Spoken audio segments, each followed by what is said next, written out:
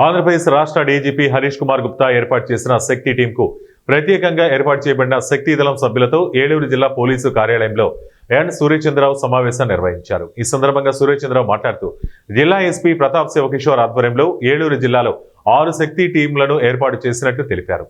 6 సభ్యులతో జిల్లా వ్యాప్తంగా 6 బృందాలుగా 36 మందితో శక్తి టీమ్స్ ఏర్పాటు చేశామని తెలిపారు.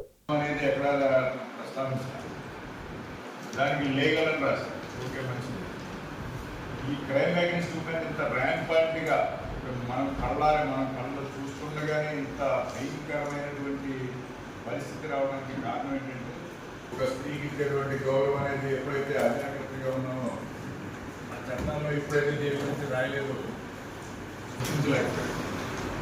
సాధారణంగా మనకి గాంధీ మహాత్ముడు కానీ, మన అంబేద్కర్ గారు కానీ, అలాగే ఇలాంటి అప్పుడు ఉన్నటువంటి స్వతంత్రం వచ్చేటప్పుడు ఉన్నటువంటి ఎవరైతే మేధావులు ఉన్నారో, మేధావులకి అందరికీ కూడా 4 దశాబ్దాల తర్వాత ఈ సమాచారం కోసం చెప్పగలిగారు.